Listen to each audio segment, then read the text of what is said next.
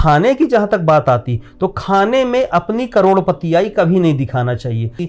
व्यक्ति को जीवन भर बीमारी से मुक्त रहने के लिए क्या अपनाना चाहिए, क्या क्या चीज़ें करनी चाहिए, तो आदमी को बीमारी नहीं आएगी। तो खून जब आपका अच्छा रहेगा, ब्लड प्यूरिफिकेशन होगा, तो बीपी नहीं होगी, शुगर नहीं होगा, थायराइड नहीं होगा, शरीर में दर्द नहीं होगा, घुटने दर्द नहीं करेंगे, नींद अच्छी आएगी। तो 10 में से कम 6 लोगों को नुकसान हो जाता है या उसका सही फायदा आयुर्वेद का भी नहीं मिल पाता यदि तासीर सही नहीं हुई या नाड़ी परीक्षण बिना कराए यदि हमने कोई औषधियाँ ली। कब्ज ठीक करने के लिए बाजार में आजकल बहुत सारे ऐसे चूर्ण आने लगे हैं, तो उन चूर्ण का प्रयोग करते हैं, लेकिन उस चूर्ण में कुछ आयुर्वेद की प्रतिबंधित दवाएं हैं, उसका इस्तेमाल धड़ल्ले से हो रहा है। एक्चुअल आयुर्वेद में एक सबसे बहुत गहरी और गहन चीज़ हम बता दें कि हर व्यक्ति की तासीर अलग होती, जैसे कि हमने शुरू में प्रारंभ में ही बताया, और उसी तासीर के हिसाब से व्यक्ति का खान पान, आचार विचार सब कुछ होता है। नमस्कार दर्शकों, healthfortnight.com के एक नए एपिसोड में आपका पुनः स्वागत है। जैसा कि आप जानते ही हैं कि हम हमेशा आपको बीमारियों और बीमारियों के क्षेत्र में नई नई जो चिकित्सा पद्धतियां आ रही हैं, नए नए उपचार की जो बातें हो रही हैं, उससे हम आपको अवगत कराते हैं। और आज हम आपको मिलवाने जा रहे हैं शहर के जाने माने नाड़ी वैद्य पंडित विनोद मिश्रा से। नाड़ी वैद्य मैं इसलिए कह रहा हूँ, वैसे तो वे आयुर्वेद आचार्य हैं, लेकिन आयुर्वेद के अंदर नाड़ी एक ऐसी पद्धति है जो कि विलुप्त होती जा रही है। काफ़ी कम लोग इसको प्रैक्टिस कर रहे हैं। जब आप नाड़ी वैद्य की बात करते हैं तो नाड़ी वैद्य आपकी सिर्फ नाड़ी देखते हैं और आपकी जो समस्या है आपको कहने की ज़रूरत नहीं पड़ती और वो बता देते हैं। तो आज हम विनोद जी से चर्चा करेंगे जो पेट की जो समस्याएँ होती हैं, जो पेट हम कहते हैं ना कि पेट जो है हमारी ज़्यादातर बीमारियों का मूल है। तो आज हम पेट को लेकर के उनसे विशेष रूप से चर्चा करेंगे। विनोद जी, आपका बहुत बहुत स्वागत है हमारे एपिसोड में। धन्यवाद सर, धन्यवाद। हम आज चर्चा करने जा रहे हैं पेट के बारे में, लेकिन इसके पूर्व हम जानना चाहेंगे कि आप इस प्रोफेशन में कैसे आए, इस बारे में हमारे दर्शकों को बताएं। पहले तो मैं रविंद्र जी आपका बहुत बहुत धन्यवाद करना चाहूँगा कि आपने अपने इस चैनल में हमें स्थान दिया। और एक जो सबसे अहम चीज़ आपने पूछी कि आप इस पे कैसे आए, तो उस पर थोड़ा सा मैं प्रकाश डालना चाहूँगा। पहले मैं मीडिया फील्ड से जुड़ा हुआ था और मीडिया फील्ड में लगभग 10 साल रहने के बाद फिर हम इस काम में आए। मतलब पहले ये हमारा ख़ानदानी काम हुआ करता था। हमारे दादाजी जो हैं पंडित श्री राम अभिलाष मिश्रा जी, वो भी आयुर्वेदाचार्य थे, नाड़ी वैद्य थे। तो वही एक परंपरा थी और उनके साथ बचपन में हम जंगलों में जाते थे, जड़ी बूटियाँ तोड़ना, निकालना, तो वो सब करते रहते थे। तो वो कहीं ना कहीं हमारे डीएनए में था। दादाजी हमेशा एक चीज़ कहा करते थे कि इसको कभी मत छोड़ना, कुछ भी करना लेकिन इससे जुड़े रहना, और लोगों की ये सेवा है ये। तो कहीं ना कहीं वो चीज़ दिमाग में घर कर गई और हम पार्ट टाइम में भी कहीं ना कहीं लोगों की सेवा करते रहते थे। आयुर्वेद के थ्रू कुछ ना कुछ नई नई चीज़ें बताना, ये सब करना जी, ऐसा सफ़र रहा। बहुत बहुत धन्यवाद। बड़ा रोचक सफ़र रहा आपका। अब चूँकि आपने बचपन से जड़ी बूटियों और इस तरह की चीज़ों में रहे हैं, तो निश्चित रूप से आप जो कह रहे थे कि आपके डीएनए में ये चीज़ें हैं, तो इसी को अब आप दादाजी की परंपरा को आगे बढ़ा रहे हैं। अब हम आपसे जानना चाहेंगे कि जो पेट को मूल माना जाता है विभिन्न बीमारियों का, कहते हैं कि 80% बीमारियां तो शायद पेट की वजह से ही आती हैं, तो आप हमें मोटे तौर पे बताइएगा कि जो पेट है उससे किस तरह की समस्याएं किसी भी व्यक्ति के जीवन में आती हैं। पेट सफ़ा तो हर रोग दफ़ा। लगभग 90% बीमारियों का जो जड़ है, मूल है, वो हमारा पेट है। मतलब आपका यदि पेट सही नहीं है तो फिर बीमारियां घर कर जाएंगी, बीमारियां घेरेंगी और बहुत सारी असाध्य बीमारियां होंगी। तो पेट तो साफ रहना बहुत ज़रूरी है, अत्यंत आवश्यक है। वो चाहे बच्चा हो, बड़े हों, बुज़ुर्ग हों, महिलाएं हों, पुरुष हों, कोई भी आयु वर्ग का व्यक्ति हो, लेकिन पेट से यदि साफ रहेगा तो ही हम बड़ी असाध्य बीमारियों से बच सकते हैं सर। जी, तो अगर हम देखें तो मोटे तौर पे कितनी बीमारियां आप पेट की वजह से देखते हैं, और उनमें भी अगर हम विश्लेषण करें कि जो सबसे ज़्यादा कॉमन पाई जाने वाली बीमारियां हैं वो क्या हैं? यदि पेट से संबंधित हम बीमारियों की बात करें तो सामान्य सी बीमारियों की हम चर्चा कर लें कि जैसे बहुत सामान्य बीमारी होती है कब्ज।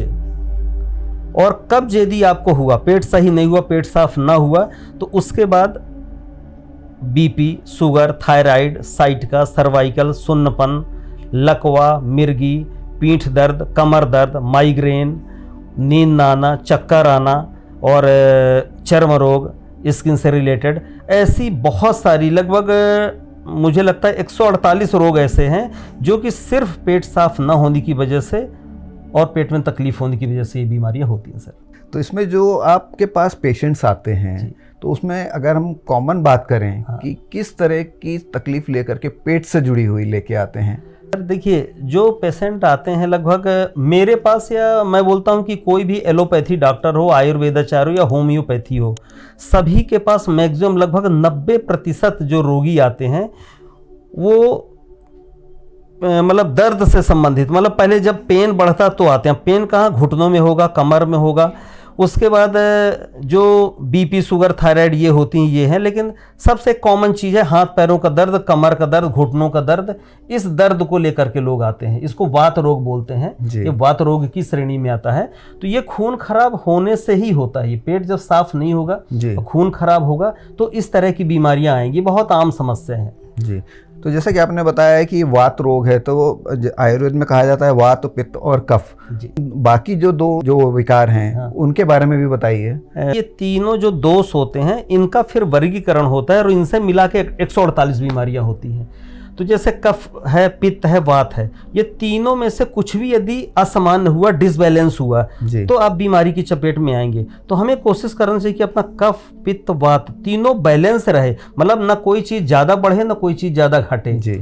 तो आप हमेशा स्वस्थ बने रहेंगे जी। लेकिन कुछ लोगों में डॉक्टर साहब प्रकृति रहती है कि किसी का वात बढ़ा हुआ होता है, किसी का पित्त बढ़ा हुआ होता है, किसी का कफ बढ़ा हुआ होता है। तो ऐसे लोगों के लिए आप जो बीमारियां होती हैं उनके कारणों के बारे में बताएंगे क्या, कि इन तीनों प्रकृति के लोगों को किन कारणों से पेट संबंधित समस्याएं उत्पन्न होती हैं? देखिए, अब जो प्रकृति की बात होती है, कफ, पित्त, वात, 3 प्रकार की जो प्रकृति होती है हर व्यक्ति की।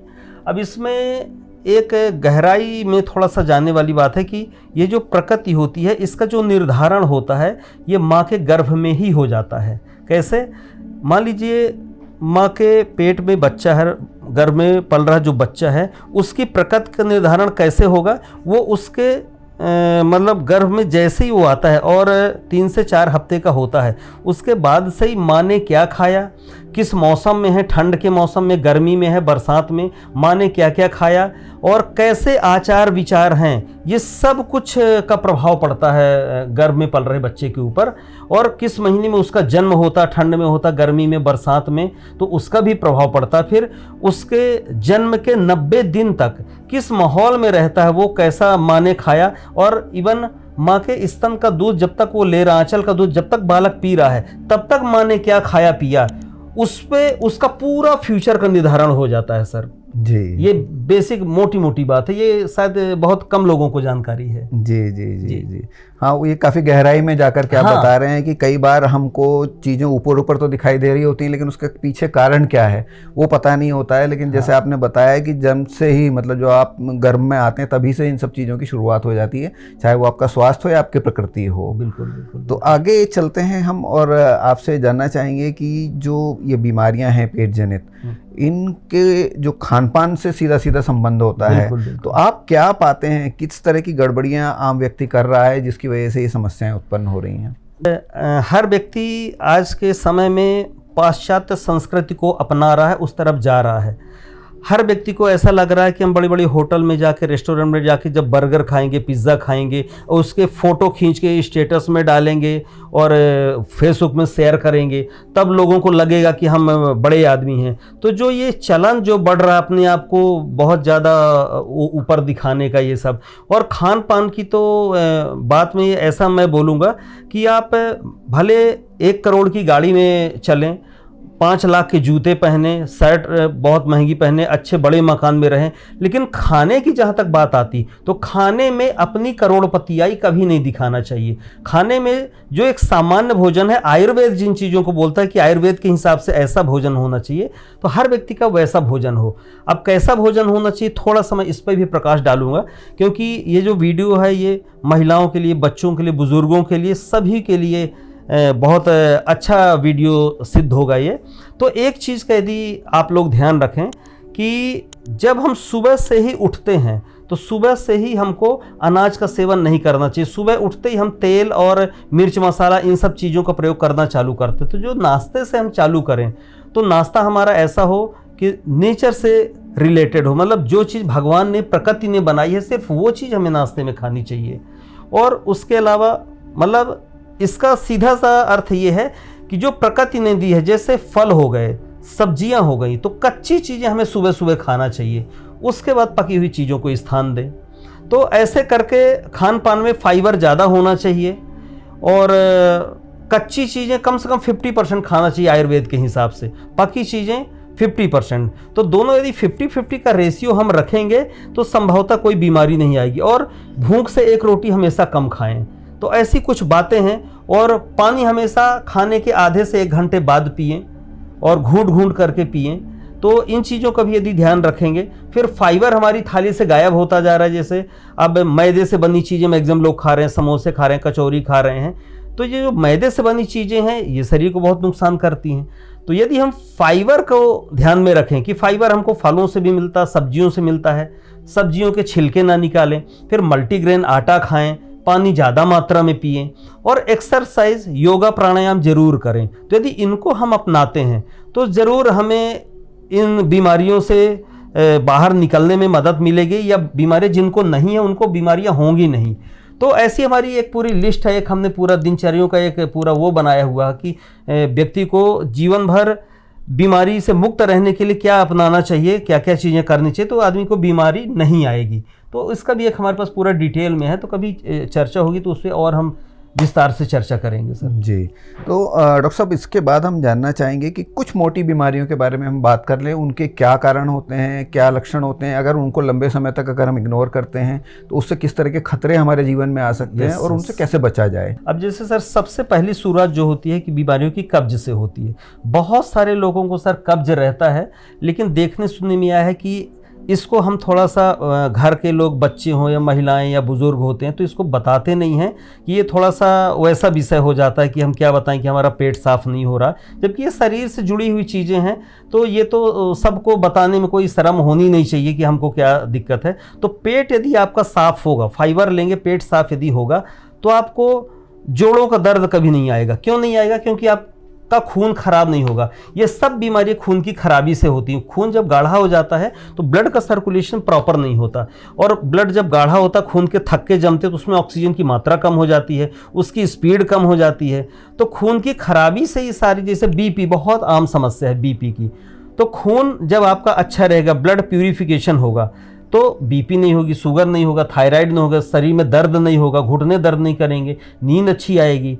तो अब इसको करने के लिए हमको एक चीज़ करना चाहिए कि हमको एल्केलाइन चीज़ ज़्यादा लेनी चाहिए, क्योंकि एसिडिक एल्केलाइन 2 चीज़ें होती हैं। तो हम मैक्सिमम चीज़ें जो हम भोजन पका हुआ करते हैं ये भी एसिडिक होता है, और बाहर की जो खट्टी तेल मिर्च मसाला खाते हैं, चाय पीते हैं, ये भी सब एसिडिक है। तो यदि हम एल्केलाइन ज़्यादा लेंगे तो इन बीमारियों से बचे रहेंगे, या हम इन बीमारियों से निकल के बाहर आ जाएंगे।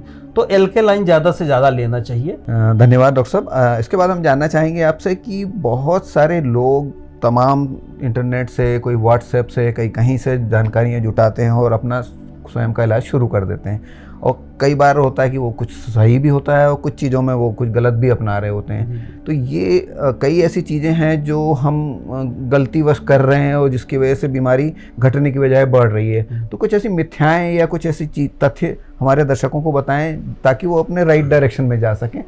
बिल्कुल, बहुत सही सवाल किया है। इसमें इंटरनेट में और गूगल में, आजकल गूगल बाबा से ज्ञान लेके बहुत सारे लोग कुछ का कुछ करते रहते हैं, हर कुछ आयुर्वेदिक चीज़ें भी अपनाते रहते हैं, लेकिन उसका क्या परिणाम होगा लोगों को बिल्कुल नहीं पता। एक्चुअल आयुर्वेद में एक सबसे बहुत गहरी और गहन चीज़ हम बता दें कि हर व्यक्ति की तासीर अलग होती, जैसे कि हमने शुरू में प्रारंभ में ही बताया, और उसी तासीर के हिसाब से व्यक्ति का खान पान, आचार विचार सब कुछ होता है। तो यदि व्यक्ति बीमार हुआ, कोई तकलीफ हुई, तो जब तक उसकी नाड़ी परीक्षण करके उसकी तासीर क्या है, समय क्या है, मौसम क्या है, उसको क्या सूट करेगा, मतलब यदि किसी की तासीर ठंडी है और उसको हमने ठंडे तासीर की कुछ औषधियाँ दे दी, गूगल पे, फेसबुक पे या इधर उधर देख के, और यदि हमने खा लिया या किसी ने कुछ भी बता दी, क्योंकि हर व्यक्ति आज ज्ञानी है और कुछ न कुछ, मतलब एक चीज़ बीमारी पूछेंगे तो 10 चीज़ों के बारे में बता देगा। हर व्यक्ति को कुछ न कुछ ऐसा ज्ञान है, लेकिन परफेक्ट ज्ञान नहीं है। तो यदि उसके जो उसमें जैसे उसकी तासीर ठंडी है तो तासीर के विरुद्ध यदि कोई चीज़ हमने दे दिया, कोई औषधियाँ दे दी, क्योंकि हमें ज्ञान तो है नहीं, किसी को ज्ञान तो है नहीं, तो वो उसको फ़ायदा करने की बजाय नुकसान कर जाएगा। तो 10 में से कम 6 लोगों को नुकसान हो जाता है, या उसका सही फ़ायदा आयुर्वेद का भी नहीं मिल पाता यदि तासीर सही नहीं हुई, या नाड़ी परीक्षण बिना कराए यदि हमने कोई औषधियाँ ली तो फिर वो दवा काम नहीं करती। तो हालांकि अब आयुर्वेद में भी बहुत सारे मरीज जो हमारे पास भी आते हैं वो बोलते हैं कि डॉक्टर साहब हमने यहाँ इलाज करा लिया, आयुर्वेद का इलाज मैं 2 साल से ले रहा हूँ लेकिन बीमारी में कोई फ़ायदा नहीं हो रहा है। उसका यही एक कारण है कि बिना नाड़ी परीक्षण किए सही वैद्य के थ्रू यदि आपने नाड़ी परीक्षण नहीं कराया, सही ज्ञान नहीं लिया, सही दवाइयों का कॉम्बिनेशन नहीं हुआ और बाज़ार में जो दवाइयाँ उपलब्ध हैं सिर्फ वो दवाइयाँ लिख के आपको दे दी, तो लगभग उनका प्रभाव 50% ही होता है। तो 50% ही आराम मिलता है, 100% नहीं मिल पाता। जी। और कुछ मिथ्याएं भी, जैसे आपने पूछा, कुछ मिथ्याएं भी जैसे रहती, जैसे हर व्यक्ति को आज कब्ज की समस्या है और कब्ज ठीक करने के लिए बाज़ार में आजकल बहुत सारे ऐसे चूर्ण आने लगे हैं, तो उन चूर्ण का प्रयोग करते हैं, लेकिन उस चूर्ण में कुछ आयुर्वेद की प्रतिबंधित दवाएं हैं, उसका इस्तेमाल धड़ल्ले से हो रहा है जो आपके लिए बिल्कुल ठीक नहीं है। तो अब जैसे इसमें कुछ जो चूर्ण आते हैं बाज़ार में, एकदम से आपका पेट साफ कर देते हैं, तो उसमें सनाए की पत्ती का यूज होता है, सनाए प्रतिबंधित होता है, नहीं देना चाहिए, इमरजेंसी केस में देना चाहिए। तो उस पत्ती का प्रयोग होने की वजह से वो बिल्कुल हार्मफुल है, नहीं लेना चाहिए। तो पेट साफ करने के लिए नेचुरल चीज़ों का प्रयोग करें, गुनगुना पानी पिएं, फाइबर की मात्रा ज़्यादा लें, मल्टीग्रेन आटा खाएं, फल खाएं, सब्जियां खाएं, कच्चे फल खाएं, है ना, तो इससे पेट साफ होगा। तो उनका प्रयोग नहीं करना चाहिए लोगों को, क्योंकि आम धारणा एक होती है कि ऐसा कर लें, मतलब ये अंधविश्वास है देखा जाए तो। उसके बाद के परिणाम लोगों को नहीं पता कि हमारे दुष्परिणाम क्या होंगे इसके। इसके लिए मैं यही बोलना चाहूँगा कि बस आयुर्वेद को अपनाएं और जितना नेचर के नज़दीक रहेंगे उतना बीमारियों से दूर रहेंगे। जी, बहुत बहुत धन्यवाद। और आपने काफ़ी उपयोगी जानकारी हमारे दर्शकों को दी, और दर्शकों हमें भी लगता है कि एपिसोड आपको बहुत पसंद आया होगा। और आपके मन में अगर कोई जिज्ञासाएं हैं, कोई प्रश्न है आयुर्वेद को लेकर के, या अपने पेट से संबंधित बीमारियां हो या अन्य बीमारियां हो, तो आप निसंकोच हमारे कमेंट बॉक्स में लिख के भेज सकते हैं। जब हम अगली मुलाकात डॉक्टर साहब से करेंगे तो निश्चित रूप से आपके प्रश्नों के उत्तर लेने की कोशिश करेंगे। आज का एपिसोड हम यहीं समाप्त करते हैं। बहुत बहुत धन्यवाद। धन्यवाद।